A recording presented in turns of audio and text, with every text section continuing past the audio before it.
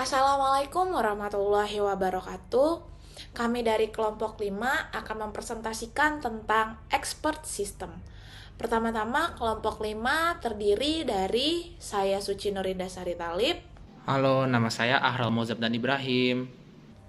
Saya Alda Violinsyam. Halo, saya Regina Leni Farias.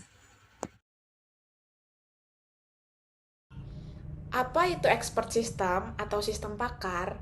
Menurut Kusma Dewi, sistem pakar atau expert system adalah sistem yang berusaha mengadopsi pengetahuan manusia ke komputer agar komputer dapat menyelesaikan masalah seperti yang biasa dilakukan oleh para ahli.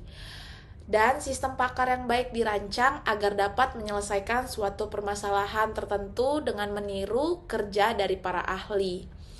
Pakar yang dimaksud di sini adalah orang yang mempunyai keahlian khusus yang dapat menyelesaikan suatu masalah yang tidak dapat diselesaikan oleh orang awam atau orang biasa seperti kita.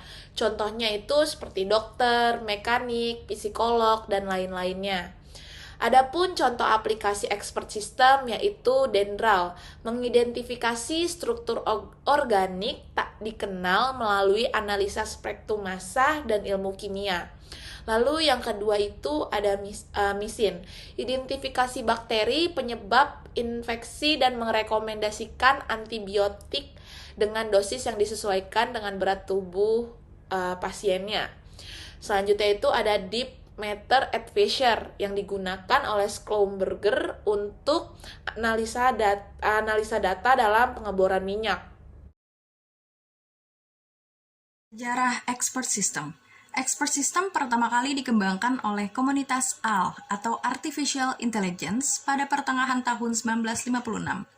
Sistem pakar yang muncul pertama kali adalah General Purpose Problem Solver atau GPS yang dikembangkan oleh Alan Newell dan Herbert A. Simon.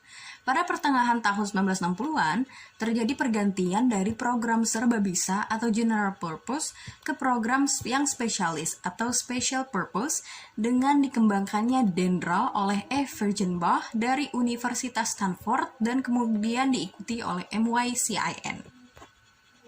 Program GPS bertujuan untuk memecahkan berbagai jenis masalah dan ternyata tugas yang sangat besar dan sangat berat untuk dikembangkan.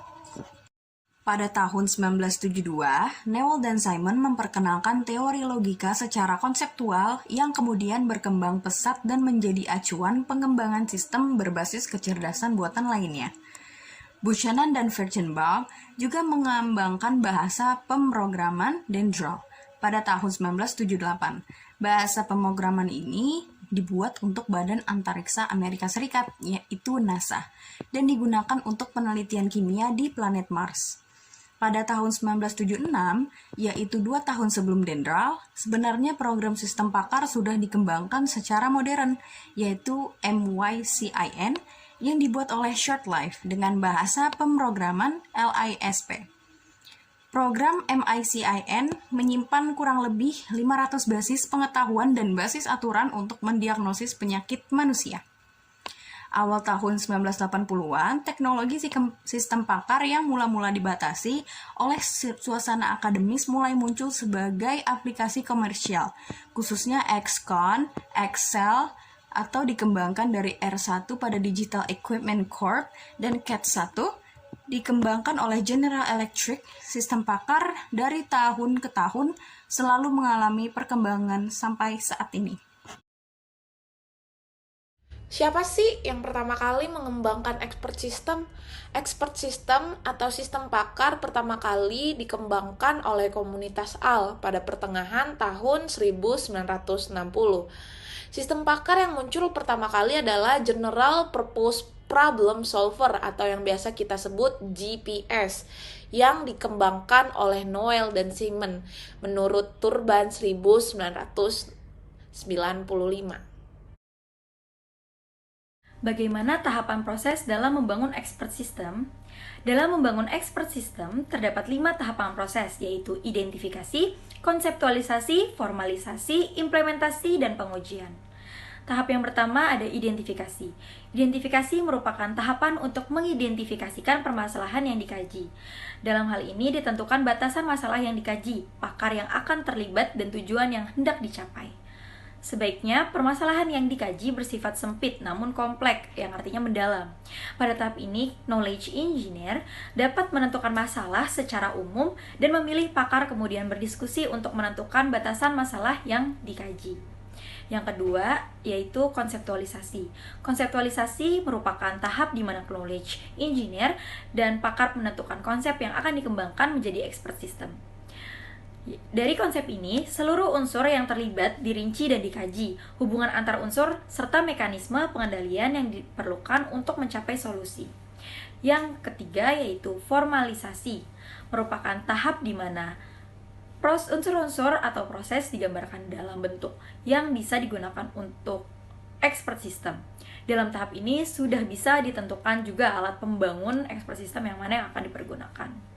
Yang keempat ada implementasi. Implementasi adalah tahap yang dimasuki setelah tahap formalisasi. Hubungan antar unsur terjalin secara lengkap dan alat pembangun yang sesuai telah dipilih.